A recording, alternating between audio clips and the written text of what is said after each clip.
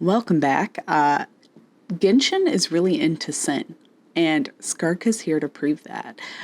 It's really interesting because Skirk, we know her relevance from child in being the master of the weapons master himself and one of the Fatui Harbingers, that when he was a child, he fell into the abyss and was taken in by a master named Skirk. And why Skirk took him in, the only reason she told him is when he fell into the abyss, Child describes seeing a huge narwhal-like monster, and it was actually what he modeled the boss attack after. But Skirk says, like, you awoke him, so I think you have what it takes to survive, and I'm going to train you. And Skirk herself was also trained by someone else. And it seems, if you've watched the most recent Skirk animation Star Odyssey, that she herself was also brought to this world and fell just like her disciple. You may know Skirk's master is Sertologi, one of the 5 sinners of Conria. We don't know much about these sinners, and Sertologi is one of the ones we know even less about. We do know that a different shade, Rhindaughter, who is also in the Hexen Circle, ate infused with the Shade of Life. And that whatever they did in Conria, they used an abyssal power to the extent that it created a power vacuum that the heavenly principles had to solve. And Capitano tells us those 5 sinners knew what they were doing. They were responsible for that. But the most of Conria had no idea what was actually happening. And if you think about, well, what could they have possibly done? It's probably whatever enabled Rhindaughter to eat or fuse with the Shade of Life. But with this new animation about Skirk, we get an insight into Sertologi, Skirk's master, who I'm going to, for the sake of this video, assume that the person who is talking to Skirk is Sertologi, who tells her that she is a trespasser and she is not a descender. And he says this while we get an overview of the real sky beyond the firmament. And this is the red broken moon sky, the one that Mavuika opened the world into. And so we see that there is beyond the firmament, and that is the world the heavenly principles has sealed us away from. And so Skirk falls in between, or Sertologi opens the portal and lets her fall into the second fake sky. And this is kind of like where we get this idea that Teyvat is inside out or upside down. And this is an important distinction that actually was hinted at us by Renee from the Narcissan Quartz Ordo. Renee always just keeps winning with his theories. So Renee said when he was researching ancient Conrian, Rumerian, and Sumerian technologies that descenders have wills that can rival an entire world. And not all those who come from outside of Teyvat are necessarily descenders. And this was probably one of the first instances where people are like, okay, I understand what was going on. If you remember back when the Sumeru Archon quest finished up, and Nahida tells us that there are no records of descenders in Irminsul, our sibling is in Irminsul, and we are the 4th descender. There was a lot of theories like, well, are we not siblings? What's going on here? But what this Renee's research and Skirk's trailer confirmed together is that to break through the heavenly principles firmament, or the protections, or the inversion around the world of Teyvat, is to break its laws, to go against its design, or fate, if you would have it. And that, being able to do that, makes you a descender theoretically. Thus, this implies that the traveler enters Teyvat of their own power, but our siblings did not. And this aligns with what happens with Skirk, who is brought to Teyvat after the cataclysm. You can see Farina is clearly the Hydro Archon at this time. She looks much younger. I got to shout out my girl. She just looks beautiful. So this is some point in the past between 500 years ago and the present. And from what it looks like, Skirk has been around and she's been making good use of that time, traveling, meeting people. We have cameos from Alice, Dainsleaf. She's in the desert. We see her on Dragonspine. And we even see her on the beach where the traveler arrived, staring at our drawing that we did for Paimon. But where did this trespasser come from? Has the abyss destroyed the world outside Teyvat? Is that why she is able to survive in the abyss? We don't know. But if our sibling is not a descender, that makes sense with what Scaramouche told us during the Sumeru Archon quest, that our sibling came to this world because the heavens responded to the summoning.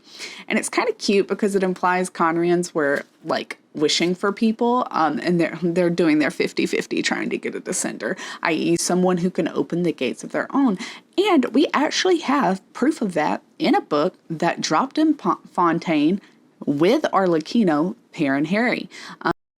Harry's first memory was that of being asked by the grown-ups to crawl through these dark corridors. And is it a chimney for winter fires? He didn't really know what it was. But around the corridor, there's this passage for children. It's very small, and it wasn't really like deserted. There was no cobwebs. There was none of that. It just was a tunnel where the exit had not yet opened.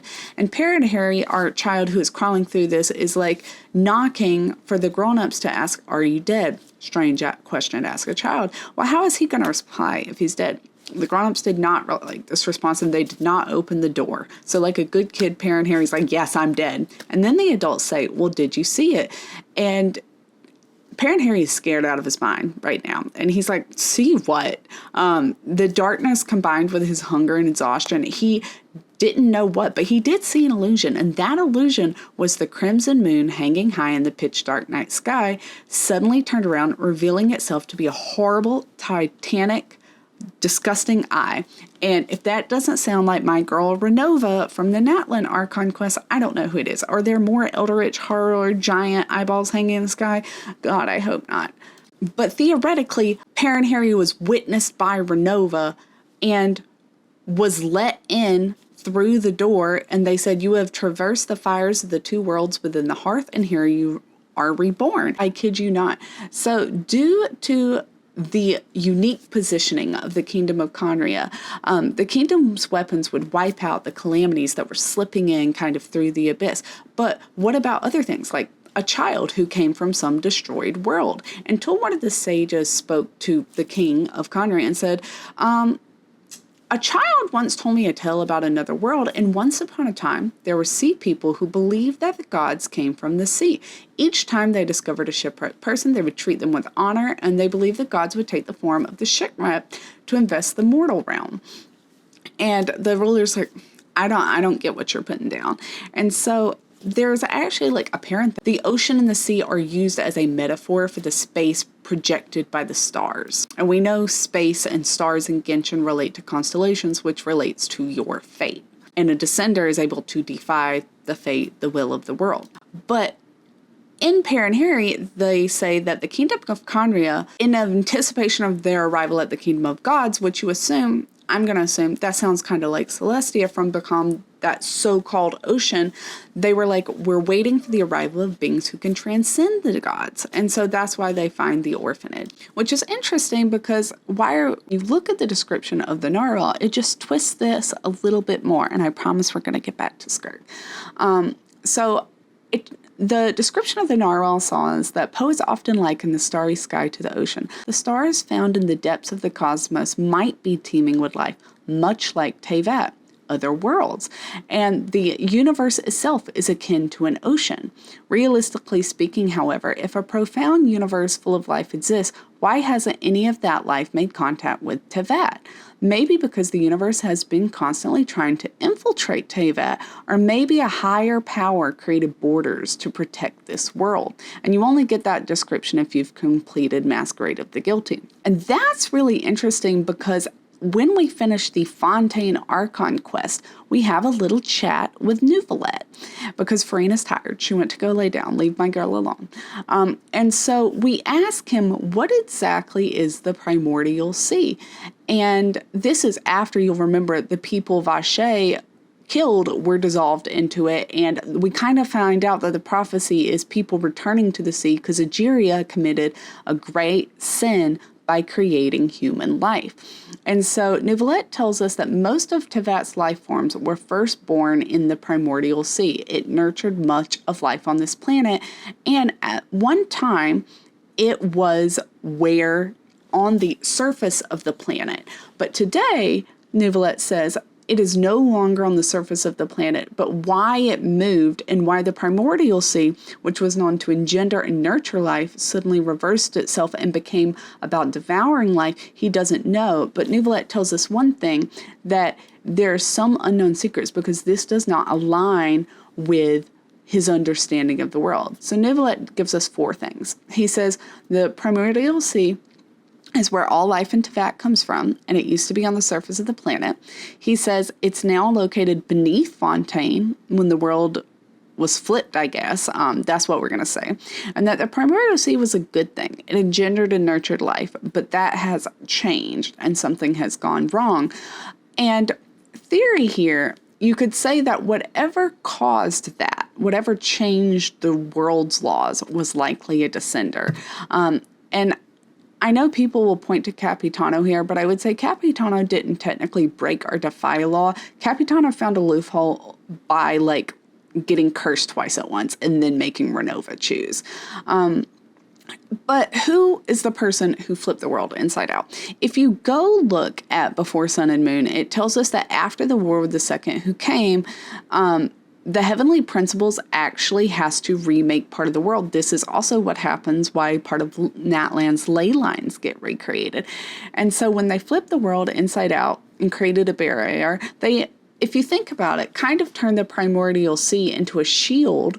And that might be why making the Oceanids was such a bad sin. It went against the heavenly principles' purpose for the primordial sea, going back to the more primordial origins of it. If we assume they're all Conrian, that means Sertology is not a descender, but he is someone from within Teyvat who has gained the power, probably through the power of the Abyss that the 5 sinners used, to manipulate those laws. The only person we've seen manipulating the laws are Renova. But this gives us a key thing because now we know of a few ways to enter Teyvat. There's the tunnel and Perrin Harry. There is to fall through the gates or fall from the red sky through the fake sky into the world of Teyvat as Skirk did, or to rise up through the primordial sea, which is how the Narwhal gets inside Teyvat during the Fontaine Archon quest. Part of me wonders if the power for the Abyss that the 5 sinners got was not the Abyss sibling, because Scaramouche tells us that, again, we know that our sibling only came because the heavens responded to the summoning, and our sibling's first destination was Conria when she arrived in this world, or he, depending on who you picked. The Xbox wings tell us that the golden-haired heir, and we know that the Abyss sibling does become the prince or princess of the Abyss, and that is how they refer to them, so heir here kind of matches up with that, was used as a vessel by which unlimited abyssal power could be absorbed, and the Abyss twin became the key to the world's near annihilation. So whatever was going on in Conria, our sibling had a lot to do with it.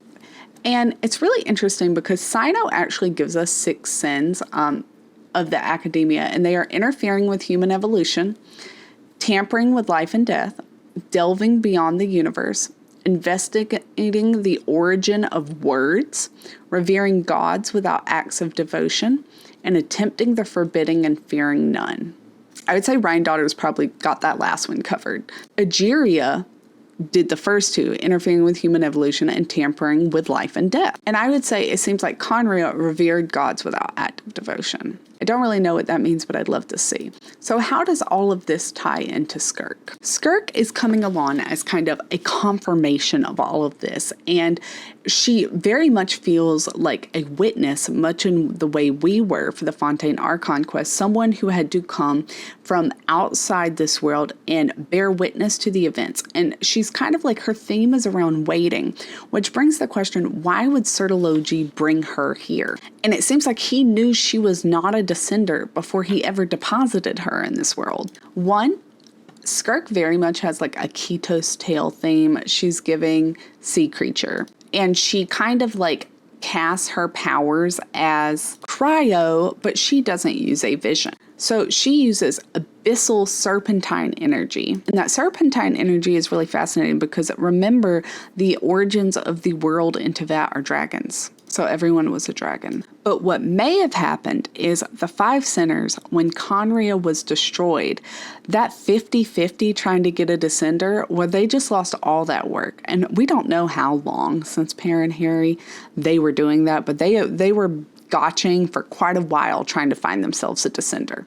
And so what happens is directly after the cataclysm, after Farina has become Archon, Sertology brings his own Outlander to Teyvat and says, I am putting you here to wait until the time is right.